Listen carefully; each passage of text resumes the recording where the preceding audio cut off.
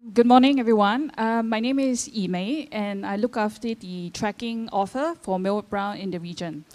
I've been told to, spice up my presentation, so I thought I'll start with a catchy title. Okay, it doesn't refer to the presenters, so Alistair, don't take offense. But I thought, when we think about brand tracking and how do we move it onto something as modern and futuristic as mobile, the image of Beauty and the Beast really comes to mind, right? And why bees? Okay, I think most of us who are familiar with market research, especially with brand tracking, knows that the characteristics of tracking studies are notoriously difficult to execute, whatever the methodology, right? Just to give you, 4 salient points.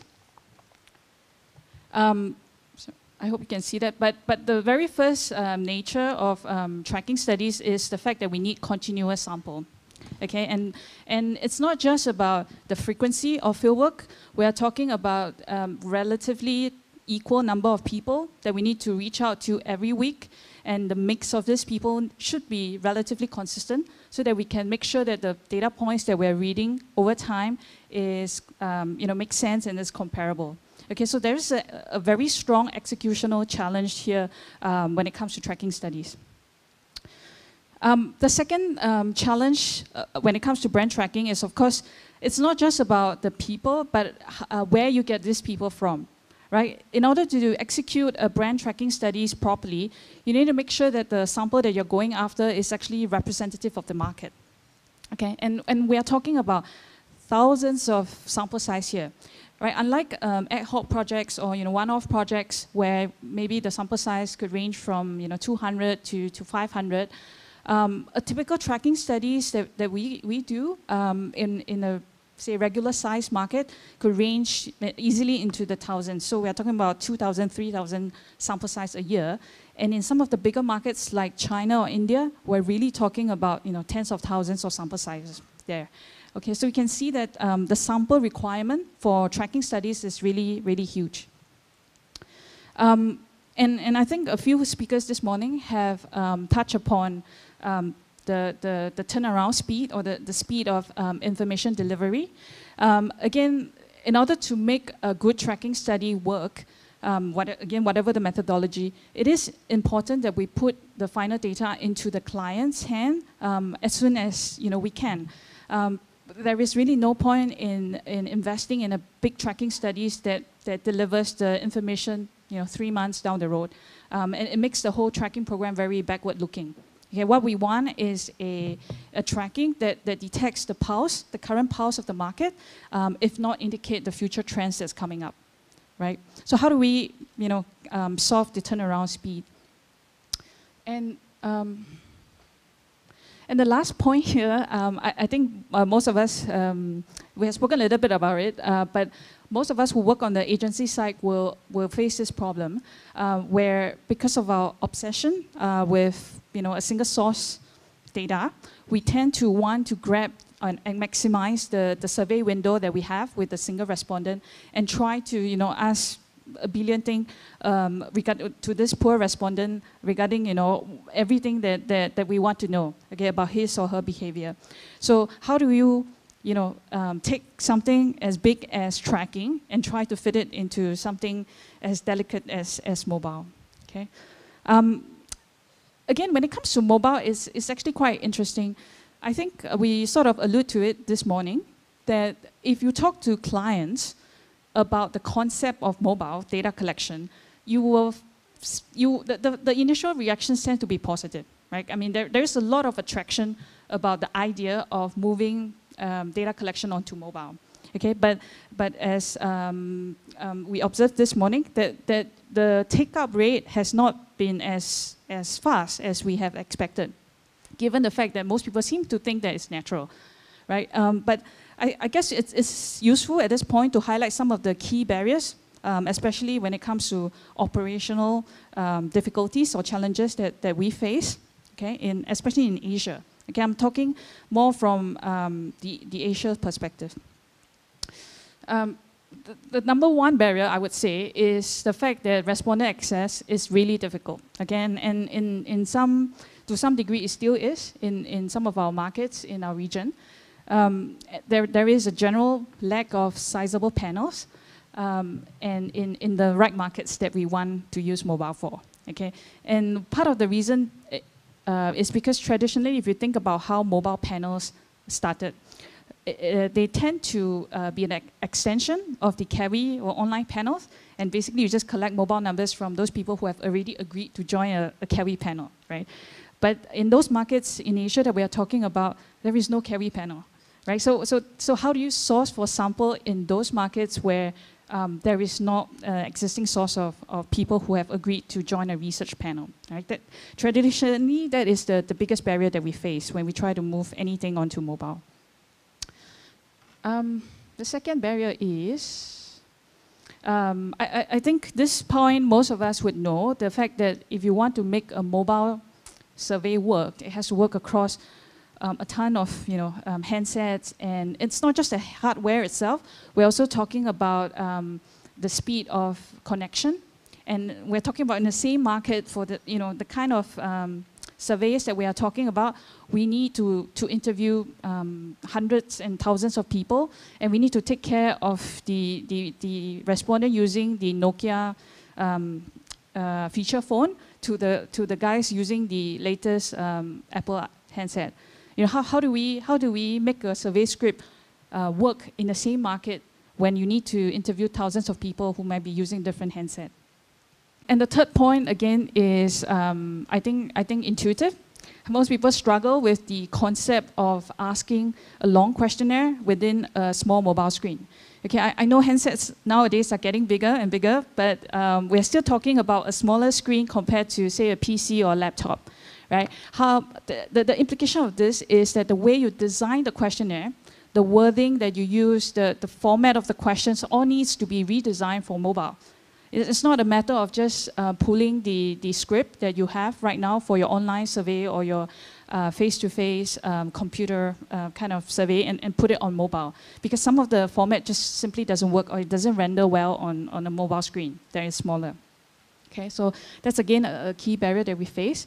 And the last point, I think not many people think about it, but from experience of actually doing mobile survey, we found that this is possibly one of the least spoken about barriers, but it is a very real barrier, which is that when you engage consumer on the mobile platform, you got to think about the context that they usually use their mobile phone for, right?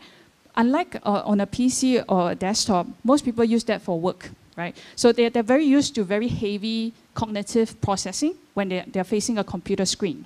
Okay, but most people, everyone in this room should agree with me that they use their mobile phone more for entertainment.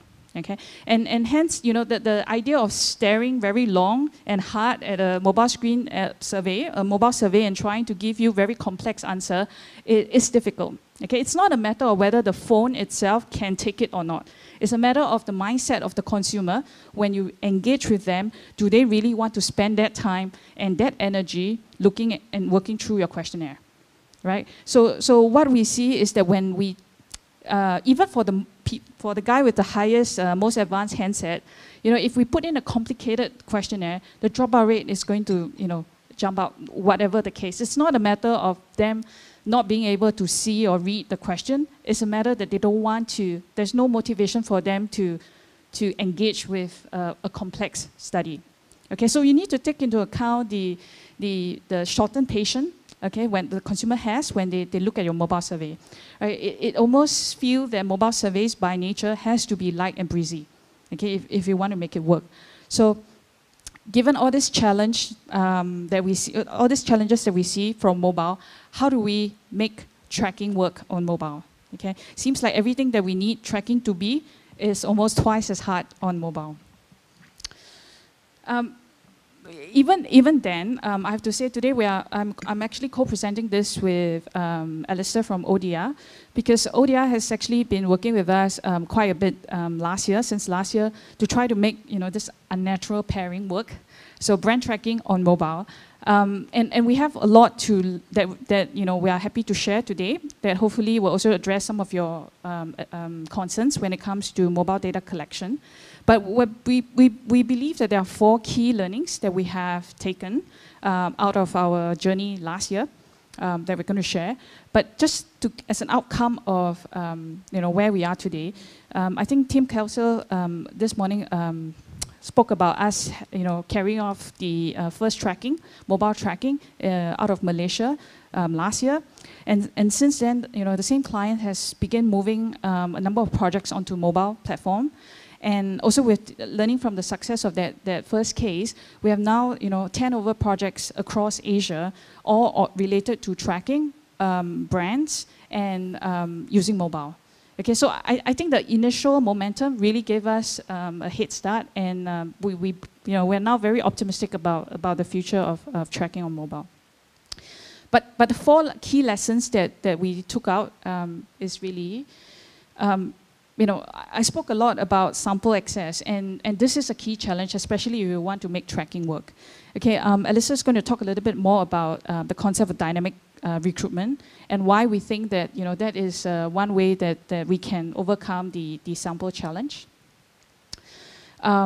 He's also going to touch a little bit about a technique that we have used for tracking study, especially because the challenge is always to cram in more questions without sacrificing data quality, and there's actually a way to do it, or we think we have a way to do it. I'll come back and talk a little bit more about data quality, and I think there was some comments this morning about can we prove that mobile data quality is actually better? We can, and we have. And I think part of the success is that we did make a case to show that mobile data is actually giving us a more accurate read of the market compared to traditional face-to-face methodology. Okay, and the last point here is a little bit technical, but it is about how do we truly realize the speed that the technology or rather the platform promises, right? It's one thing to be able to collect data quickly. Another thing is to turn it around to the clients quickly as well, right? In order for us to realize the promise of mobile data collection, that part needs to be realized to complete the whole chain, right? With that, I'm going to hand over to Alistair to talk a little bit about the first 2 points. Sorry, I've been on stage twice. I promise I won't get on stage again. I don't know. Okay, so it was a fantastic challenge that Millward Brown set us it was about a year ago now when we started it. Very complex. Doing a mobile survey is tough in the first instance, but being able to do this continuously, being able to match quotas, being able to collect a larger amount of data were all things which were initially a real puzzle to us, and something which we've been working very hard on to fix over the course of the last year or so. But first of all, just to introduce On-Device Research, we are a mobile technology company. We help our clients gain access to consumers for mobile research. We use 3 techniques to do it. We have quite advanced mobile survey technology. We use programmatic media buying to be able to gain access to really difficult samples. And once we've done that, we move these people into consumer panels, which we then reuse after then. So we've got offices in London, and we opened up in Singapore about 5 months ago. We've currently worked in 62 countries, and over 15 million people have taken one of our surveys. Okay, that's the advert done. Right. Okay, so when Millward Brown set us this task, what we have to do is really get back to basics and think about what we're trying to achieve. What Millward Brown needs is for us to collect data which is representative of the country or those people who are in market for the particular brand that we are tracking. We obviously can't ask everybody, so we need to think about a good method for being able to collect this data in a cost-efficient and timely manner. Now, we're all in this room because we've understood the explosion of the mobile internet. It's been absolutely phenomenal, the rise of people who are using this, but it's not just that a lot of people are using it. It's really the frequency of that usage as well, which is phenomenal. I mean, I've been in Singapore for the last 2 weeks, and I'm surprised anybody's got anything else to do other than look at their phone by the looks of people on the underground or MRT, as you put it. And so It's difficult to find data about this in a lot of Asian countries, but in China they're very nice at putting this out. And so the most recent stuff from the Chinese government shows that there are 618 million people who are using the mobile internet, who are using the internet in China. 500 million of those people are using the mobile internet. It really is phenomenal, the growth that this is happening and the amount of people who are doing this. But if we're going to be able to represent this audience, we need to be able to have technology that scales from low-end feature phones through to smart devices. And so my business partner creates all of our technology. And when we were first starting out on this, we realized that speed of data connection was going to be the most important thing. So what we did is we created some technology that basically automatically identifies what that device is. It starts with WAP2, which is the low-end technology you can see in this picture, which the Nokia is using, and then scales up through to any sort of web-enabled devices. This here is exactly the same survey. You can see it the way that it gets representative on these different devices. So the technological barrier we've been able to solve. The next thing is how we sample. We need to be able to gain representative audiences of people. Now, panels are fantastic for being able to do this in many countries. However, you have difficulties with this, particularly in some of the emerging markets where mobile is needed so much, simply because those online panels don't exist. Also, the difficult thing with brand tracking is you can't get the same person to ask the survey again and again and again. You need different people all the time. You also need to be able to match fairly tricky quotas on a continuous basis. So it's not that we're asking 100 people every week. We need to get 100 people that are male and female split, that are regionally split, that are split by age and other different characteristics as well. So what we need to have is a very consistent and sustainable sample source to enable us to be able to do that brand tracking and do it continuously in a quality way. The other major issue is that not everybody wants to join a panel. The biggest criticism from some of my friends about why on earth I started up a mobile survey-based company was their reaction is, I would never join a panel. And that's just a standard response that you get from a lot of people. So we asked the people that we dynamically recruited whether they want to join our panel. We need panels for many different situations. But the data that we get back from, for example, Thailand here, is that only 36% of the people that we actually surveyed said, yeah, I'm happy to join a panel. And so as a result of that, just the theorist behind me says that, well, is that data always going to be representative? So we have a different sampling source, which we use in conjunction with the consumer panels that we use, which we're calling dynamic sampling. And so what this is we developed a network of mobile publishers. So these are people who create services that people use on their phones. These are apps, games, social networks, services that people are using on a continuous basis all the time. What we do is we ask those users whether they'd like to give us some of their time and tell us their opinion.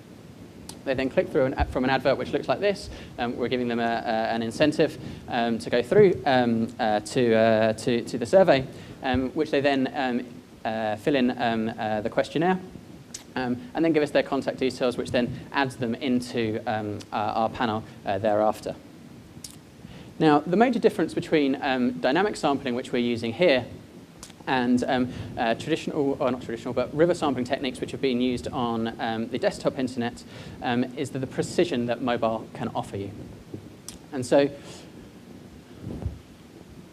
what we can start to do now with programmatic media buying is something which is incredibly effective, but also very futuristic in the method that it works. And so what we can do is we can obviously start to target people by the country which they're from. We can now start to target people by the device which they have. Now, this is very interesting if you're a mobile handset manufacturer. We can ask people who have a Samsung S4, or they can ask what their competitor with a HTC One thinks about that device. But it's also incredibly effective for sampling. So, for example, in Malaysia, if you want people who speak Bahasa, which is one of the things which we need to do for our tracking study, we know that we should target feature phones, because feature phone people are far more likely to be Malay. If we want people who are Chinese, we target iPhones, because people who have iPhones are more likely to be Chinese. There's lots of other different things around socioeconomics that you can, socioeconomic groups that you can start to do there as well. Now, we've just started to develop some new things. So what we can now do is we can actually draw on a map where we want people to answer that survey from. So if we want people in Guangdong province, then we can start to do that. If we want people who are in Sulawesi, we can start to do that. And the next challenge which we had, which was really exciting from one of our clients, which we've just worked out we can do, but it's far too expensive for it to be commercially viable at the moment, is we can start to target people. Our client sells adverts in airports. What we can start to do is target those people who are in those airports, not only when they're in that airport, but also when they've left that airport as well. It's incredibly effective. And the good thing about this is you don't run out. This is continuous. And so if you need to be able to do this on an ongoing basis for brand tracking, it's very possible. However, what our clients are asking us is, well, this is all fantastic that you've got these brand new techniques, and that's all good, but is the data going to be good? And so we have consumer panels, and we have dynamic sample. And so what we've done is we've done some research to take a look at how these compare. There's lots of different tests that you can do in research to understand the quality of the data. One of the things is looking at completion rates. Now, dynamic sampling here is pretty comparable, slightly under. You can also look at the speed in which somebody takes that survey. So how much attention are they paying to it? We can see that it's very comparable once again. However, the thing which is very important here is that best practice is always followed. When best practice isn't followed, then the data can really start to suffer. So what we looked at here as well is looked at a thing called a trap question. So what we did here is we made up a brand, and we put it right at the end of the survey. And what we want to understand is, do people answer that made-up brand? If they do, then we know that they're not really paying as much attention as they should be to the survey, and therefore we have to question the quality of that data. So if you look at the panel data, we can see that about 6% of people fell for that, which is a very small amount.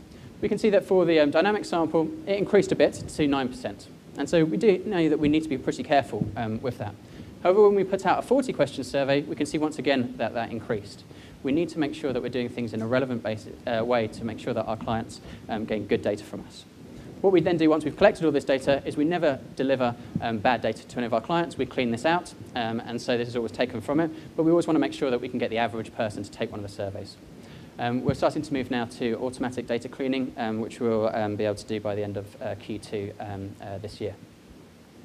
But the other challenge which Millward Brown has, and most clients here rightly have, is that they want to be able to collect a large amount of data. They need to be able to do this to be able to meet their business objectives, and that's something which is not going to go away. We need to be able to create a solution which is suitable for the mobile respondent, but also enables our clients to meet their business objectives. And so what we've been doing, and for this tracking study, we've been using survey chunking. And so what survey chunking is it's splitting up a 20-minute survey into 2 parts. What we can see here is we SMS the invite, or we can dynamically recruit that first part of the survey. People take that. We then give them the opportunity to take the second part of the survey. If they don't do that, we then send them a reminder the next day to be able to complete that survey. We see about 80% of people go through and do both parts of it. But once again, we need to research this. So does this work? Does this provide us with better quality? And this is a separate piece of research, but what it shows you here is that if we did a 30-question survey straight off, this is a trap question once again, we see more people fall for it. If we split that survey into 2 chunks, so exactly the same survey, but we do it in 2 separate pieces, we can see that the same amount of people fall for that trap question as a 15-question survey. And so therefore what we can understand is that the quality of the data does improve. Now, I think that's enough of research for now, and I'll pass back to YeeMei to show the outcome of the tracking study. So now that we understand how we can get good data, let's look at the data itself, or the results itself. So this is one of the things that we have done in the Malaysia study, where we use the survey, mobile survey, to basically track advertisements. And I think most people have doubts whether the recognition of the ads through a screen as small as a mobile will work or not. Okay. We actually do have comparable data for face-to-face and mobile, and you can see that by and large the trends are in line. Okay. I have a missing chart here. I'm not sure what happened to it, but basically it shows also that when we look at brand share, okay, and we compare that versus the market share that the client looks at from their retail data, the correlation with the brand share is much higher on mobile versus face-to-face. Okay, so from these 2 pieces of data, we actually are quite confident that we can make a strong case that mobile gives us more accurate data compared to face-to-face.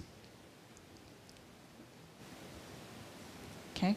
And there are good reasons for that, because if you think about it, mobile moving to mobile also means you are moving away from interviewers, right? And we all know how strong an influence that interviewers have on the result. And once you move away from that mechanism, you can see that the respondents are beginning to give us really good, honest feedback, and they're much more discriminating across brands, okay, without the overzealous prompting by interviewers sometimes. Okay, and the last point that I want to, I guess, remind people is that, you know, to truly realize the promise of mobile, we need to, you know, complete the loop into turning the data over to the client in as fast a manner as we can. Okay, and Millward Brown now has an app, a dashboard app that is actually sitting, can be downloaded and installed on the client's mobile phone or iPad, so that they get you know, the instant feed of the result as soon as we have them. Okay, so you know, like our respondent, our clients are also very glued to their mobile devices, as I can see that some of you are already looking at your mobile phones for the latest email. But you know, with this app, you can actually get access to your brand data, brand tracking data, as soon as we have them. Okay, so that really completes the loop from fieldwork into delivery. Now, just a final point. Before we end the press, I think this morning we were asked, you know, why, if mobile is so attractive and we are able to make a good case for it, mobile data collection, why isn't, you know, it picking up much faster than it should? We just want to put the thought out there that from our experience, one of the problem is that, you know, while researchers were very excited about the logical reasons to move to mobile data collection, we feel that a lot of the clients are actually thinking, hang on, I don't want to be the first one. I know about all this, you know, advantages on cost, speed, accuracy, but you know what? I don't want to be the first to try, right? Or, you know, I know that my current data is probably not the most accurate, but I'd rather have the trends than new accurate data. And also because they're not as familiar with mobile, they'll be thinking that I don't want to be the one to have to sell this into my internal stakeholders. Okay, so there's a lot of emotional, I guess, less logical barriers that we need to bear in mind, and it will be challenging because we can do all the research that we want to prove the cost, the speed, the accuracy point of mobile, but until clients are ready to change or we are showing a willingness to partner them to communicate the change, I think the progress will be slow. Okay. Having said that, though, if we look back at history, I think we can take a leaf out of the history books and think about where carry once was in our industry. Okay, this is a chart showing the volume of work that we have on carry in one of our business unit of Millward Brown. And back in 2000, you can see that at that time, the dominant methodology then was still telephonic or face-to-face. And it really took us about 3 years before, you know, the tipping point was reached. Okay, and then you can see that the conversion was a no-brainer until nearly 100% today. Okay, we believe at Millward Brown that we are probably at the beginning of this journey, this same journey for mobile, and we will continue in the next couple of years to really engage and push client, and you know, we urge you to do the same, knowing that the tipping point will come, okay, sooner or later. Thank you. Are you doing more geographic sampling points through your brand tracking now, through mobile as opposed to in person? So is it giving you greater geographic reach in markets like Indonesia? And so have you kind of modified your sampling because mobile has given you that facility? One of the reasons why we believe we're seeing more accurate data coming from mobile is precisely that point where you're able to cover a lot more wider area of the country than is previously possible at the price that clients are willing to pay. But now for the same price, you can cover the same country a lot more, and you tend to find that it lines up with your market share much better, just because now you're doing a better job at interviewing a representative sample of that country, truly. How do you guys cope with the differences in platform, in particular between, say, smartphones where you've got rich media and feature phones where you've got USSD? You can't do all of the amazing capabilities that are possible through some mobile apps, but you can get pretty close to many of them. You know, if you always got to think about that lowest common denominator, you'll collect good data. For a global company that's trying to conduct brand health tracking across a broad set of geographies, developed to developing, we know that mobile versus desktop versus face-to-face, I think you have some very good points about data quality, but also there's data differences, right? So how do you overcome the challenge of trying to compare and understand data across these different geographies when the methodologies are different? Right now, even when we do, say, some of our biggest global clients who track with us globally, we are actually looking at different methodology. So in the West, we're using, you know, Kawi. In Asia, we could be using door-to-door. In some other places, we could be using telephonic. So even today, there is no consistency in methodology across the globe. So in that sense, I think what we are saying is that when we do eventually move to mobile, it's because mobile gives us a representative read of that market, the best read that we can of that market. And we believe that whatever we get out of that market, say in Indonesia, represents Indonesia consumers the best. So you know, when you think about comparing scores from the US versus Indonesia, we usually will talk about it within the country context. So the top ranking brand within the country would be, you know, as per what you have within the study itself. So I don't see that as a major issue, because even today we are not talking about one methodology across the globe.